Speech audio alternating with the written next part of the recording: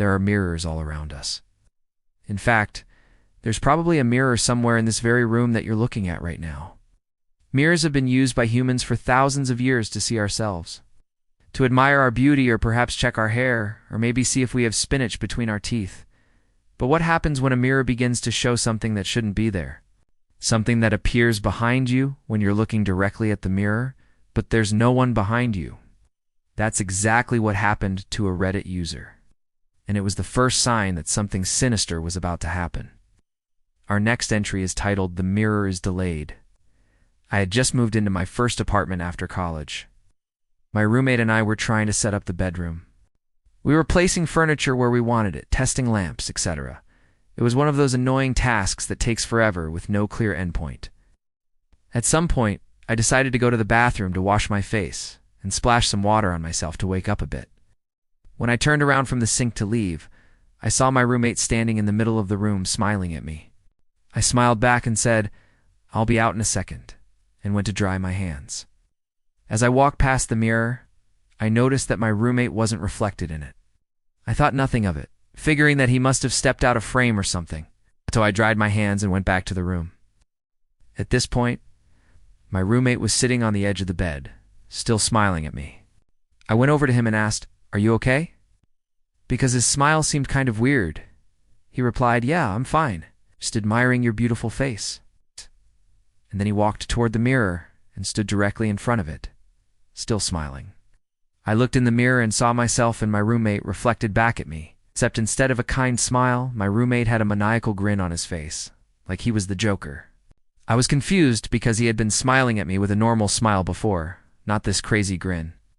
Then he turned around and the smile was gone. He had a normal expression on his face again. This freaked me out a little. I didn't say anything, though. Instead, I got on my phone and pretended to be busy, so that I wouldn't have to talk to him.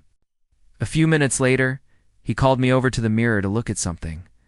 I walked over and looked. What I saw made me want to throw up. There was a shadowy figure standing behind me.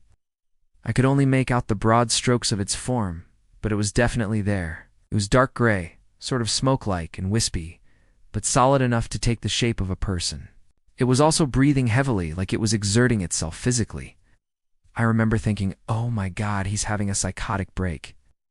The figure in the mirror raised its arms and slowly turned its head. I don't want to know what was behind that face. My roommate noticed that I was scared and was asking me what was wrong. I couldn't answer. I couldn't even turn around to look at him. I was rooted to the spot, eyes locked on the mirror. I didn't dare take my eyes off the figure for a second. It began walking toward me, moving slowly at first, then faster. I remember feeling paralyzed with fear as it approached. I could feel its hot, fetid breath on my neck. I tried to scream, but no sound came out. It reached out a hand, long and skeletal, and touched my shoulder. Well, it touched the reflection of my shoulder in the mirror. I cried out and fell to my knees. Then I started crawling away. I didn't know if this thing could step out of the mirror or not. I didn't want to risk it. I kept my eyes on the mirror the entire time, watching the reflection of my own terrified face. I think I would have preferred to see the creature if it had come through the mirror and actually touched me. It would have been less creepy to see an actual physical manifestation of evil rather than watching its reflection inch closer and closer. Then the worst part happened. It stopped in front of the mirror and looked at its own reflection.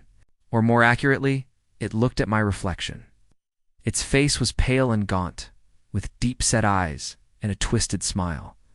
It stretched out its hand and touched its own reflection as well. Then it disappeared. Now, you might think, well, duh, it disappeared in the mirror. But let me tell you, it did not go into the mirror. It simply vanished. 1 second it was there, the next it was gone.